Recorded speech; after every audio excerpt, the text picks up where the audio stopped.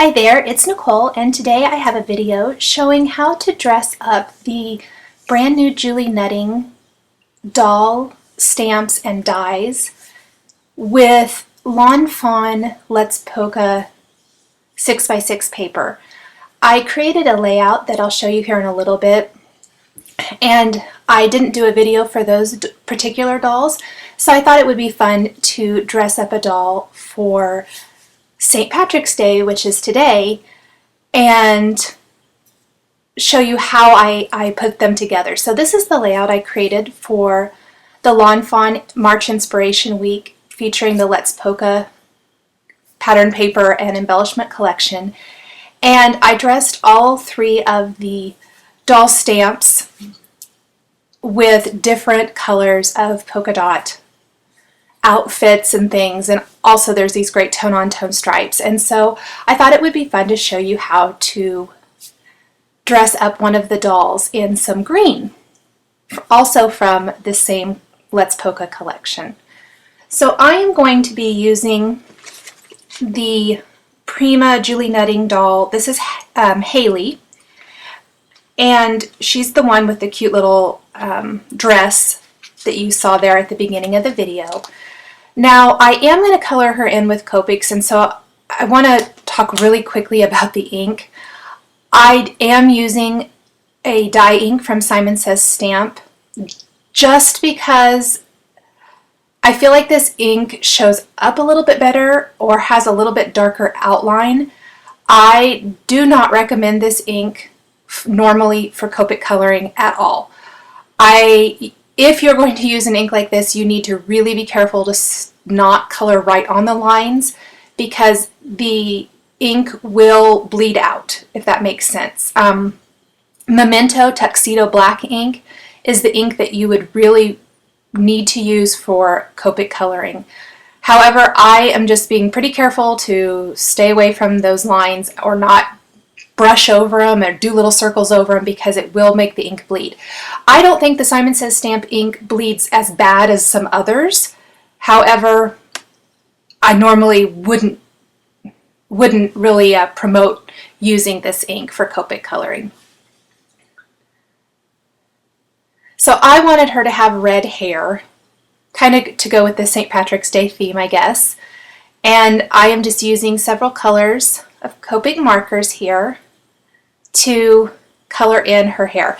Now, the one thing about the hair is I am using the Haley stamp set and stamp and die set, I guess I should say. But the ponytail piece that I was just coloring is actually from the Gracie doll stamp. So I just kind of combined it. I wanted that ponytail look. I love that all three of the stamp and die sets mix and match. So I'm using the ponytail from Gracie, but I'm using all the other elements, including that bangs piece from the Haley set. So I'll finish coloring this and then move on to the rest of the design. And I just keep going over it. I wanted to darken it up just a little bit. And you can see I didn't blend out her hair really. You want it to kind of have that feathered look so it looks more natural and realistic. Next, I'm going to take those coordinating dies and line them up, and that was actually the wrong bangs. I realized that I had the ones from the Haley set, or pardon me, the Gracie set, and I needed the ones from the Haley set. So I just lined them up with the stamped design. Use a little post-it tape to hold them in place, and then I'm going to simply run them through my die cutting machine. So there is the doll. Pop that out real quick. And you can see how great they die cut the dolls. Right on the line. So there isn't any of that kind of border around the doll, which I really like.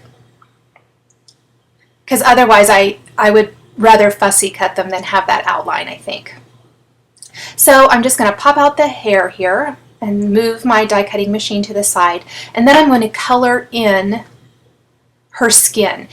I like using the text paper for the background simply because they don't have faces really, and I don't really particularly like to add a face to mine. I like the text paper. I think it adds a lot of interest to the doll. So, but I still like the skin color. So I like to color it in a little bit with some Copic markers or other kinds of markers, just to give it that more natural look. So I'm just going to speed through coloring her skin, again being pretty careful not to drag my markers over the stamped black line. You can see it did bleed there kind of close to her like undergarment things, but those aren't going to show. And I don't really have to color everything, since part of her will be covered up by the dress here that I'm going to create in a little bit using the Let's Polka green polka dot paper. However, I like to kind of just get a nice base on the doll before I go ahead and add her clothing, and then I can add shadows and darken areas once I get the clothing on. You can see I put her bangs there in place, so I kind of knew where to add the shadows and things like that to darken her skin. So I'm just coloring and blending that all out. I do like to add a little pink to the cheeks. I think that gives them a cute look. And I'm just going to add a few little freckles too. They didn't actually show up all that much, but I think they kind of make it fun and go with the red hair and the theme of the doll. I'm going to go ahead and do her legs really quick. And I'm not terribly particular about it. I'm just kind of gently going over it. And I can go over it as many times as I need to. I am going to go ahead and glue all the hair and things in place now that I have her face done. And I'm going to go ahead and create her dress. The green stripe paper is actually from a past Lawn Fawn set, 6x6 pad there, Into the Woods. And I thought it coordinated nicely with the polka dots, and so you can see I stamped the dress on all three papers, the large green polka, the small one, and then the stripe, and then I'm simply cutting it apart and piecing it together. I thought the skirt portion of her dress would be cute with a combination of both the big and small polka dots, and then the ruffle would be pretty with the stripe. So that is actually going to be the stripe is going to be the base of my dress, and I'm going to layer everything else on top of it and then piece it back together. And then I'm going to use those. I thought I couldn't decide if I wanted the big polka dot or the small polka dot. I ended up using a small polka dot piece for the top. And then I'm going to use a little bit of glue pen, and my zig glue pen was out, and I thought I had an extra and I didn't, so I had to use a different zig pen that I don't like quite as much, but it worked fine. But I was pretty frustrated with myself when I realized I let my adhesive run out. And then I'm just going to glue all these little pieces in place. It's just piecing it all back together. Now you wouldn't have to go this extra step if you didn't want to, but I think it's these little things like this that really make the dolls come to life. Makes their outfits more interesting and just kind of really fun. For me, this is the most fun part, is dressing them. I loved paper dolls when I was little, and so I think it kind of brings that back. Go ahead and do the top part of the dress. Now, once I have the dress put together, there are a few things you can do to even bump it up a little bit more. I like to take some gray Copic markers and add some shadowing. And you want to start pretty light. I kind of started with one that I think is a little too dark here, so I kind of had to blend it out with a lighter one. You can see I switched there. But you want to start pretty light, and remember that it will kind of fade. It dries really quickly, but you might think it's a little dark at first, but it really does fade, and I think it adds a ton to the design. It really matches, I guess is what I'm trying to say, the coloring you do for the skin and the hair. Where those have so much shading and detail, the clothes made out of pattern paper can sometimes seem a little flat. So I like to add the shading with the grays because I think they really add something to the design. I just started doing this lately with the ones that were on the layout that I showed you at the beginning of this video, and I have found that I really like how that looks. So then I'm going to go on the skirt and add even more with a little bit darker, kind of go over those same lines. And really, even though I said earlier I don't recommend this ink maybe as much for Copic coloring, I've really found that it actually doesn't bleed near like any other black ink that I've ever used on accident. So it worked out really well. So just now you can see I'm going to go back in with my Copic markers. I hadn't done a whole lot to her legs earlier because I wanted to see where I naturally needed to add that shadow where the dress fell. So now I'm going to go back in and color those, kind of blend all that out, even blend it up a little bit because I just need to blend out that harsh line.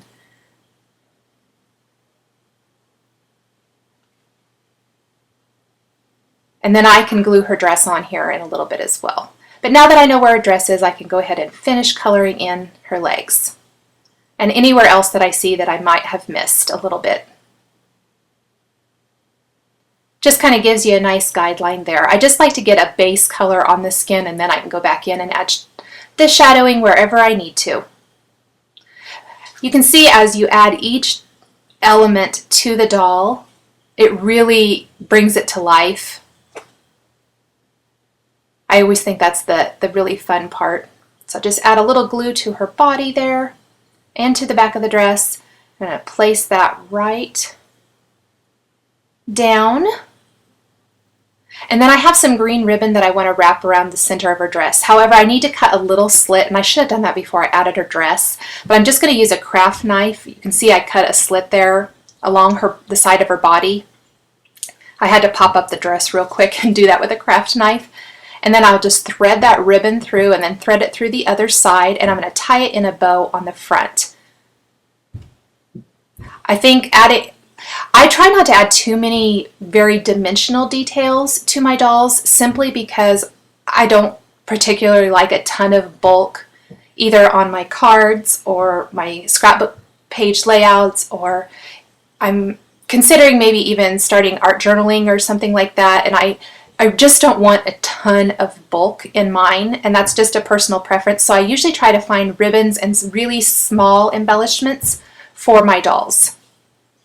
I'm going to tie that into a really small bow on the front, and I just love how that kind of completes the dress. It really makes it. I'm going to use some glossy accents just there under the knot to hold the bow in place. And my glossy accents was clogged, so I had to use a straight pin to unclog it real quick. Just hold that in place for a little bit. I usually like to set an acrylic block or something on it until it dries, so it really holds it down there good. Now there are a few additional details you can add to her whole ensemble here, and there is another stamp set that coordinates with any of the Julie Nutting doll stamps, not just the Stamp and Dies, but it's called Boutique, and it has these great little finishing touches, and that is where that bow comes from. I love the little hair bow because I really think it just completes the whole outfit. So I stamped it on one of the polka dot papers and colored it in a little bit with the Copics again, and I'm going to cut it out. This one does not have a coordinating die, but it just takes a second to cut it out. So just fussy cut that, and then I can pop that into her hair. So I just think that completes the top of the doll. I just love how that looks. I think it's so fun. So I added a little adhesive there just to the center of the bow and glued it in place. There's also some great little hats and a crown and things and a headband in the Boutique stamp set, and so that is a nice finishing touch. Now I added a little glossy accents to the center of the bow and then added a Lawn Fawn sequin right there to the middle, and then I'm going to use a Doodlebug pearl right in the center in green. So I like the little pop of yellow too in her hair bow. I think that just completes that look. And no outfit, of course, is complete without some cute little shoes, and these have this stamp set has an adorable little set of shoes with little bows on them that coordinates. And I'm going to stamp these in both the green polka dot, again because I'm going to piece the shoes together like I did her dress, and in a black. And the black paper is actually from the Peace, Joy, Love 6x6 Lawn Fawn paper pad. I'm going to die cut those just like I did any of the other pieces, and then again I'm using some dark gray Copic markers to add some shading and detail to the black portion of the shoes. I've already cut out those green little bows you can see there that I'm going to be attaching to the shoes. Blend out the kind of harsh lines. Add some adhesive to those, and then I'll add them to her feet before I go ahead and attach the green bows.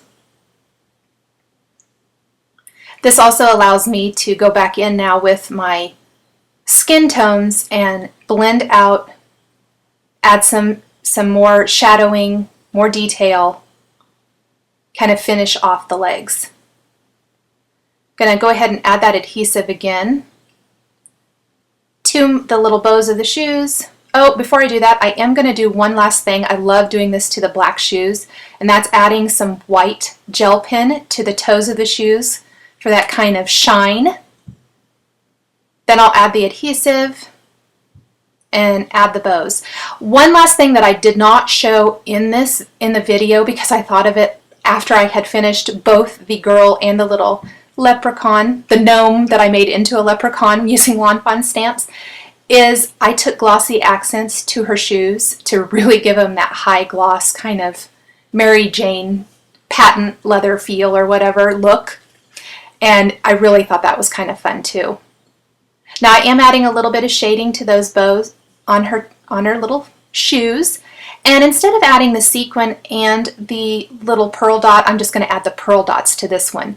On my scrapbook page layout before, I did add both the sequins and some little gems, so it's just kind of fun. So there is the finished look with both the girl and the leprechaun, and he is just from the Gnome Lawn Fawn stamp set listed in the products below the video in the comments section. Plus, I did take the shamrock from the Hats Off to You Lawn Fawn stamp set and make a little bundle of shamrocks for her to hold back behind her back, and added one to his little hat as well. The products that I've shown here today are all listed in the comments box on YouTube underneath the video. Thanks for watching, and for more information, please visit my blog. We'll catch you next time.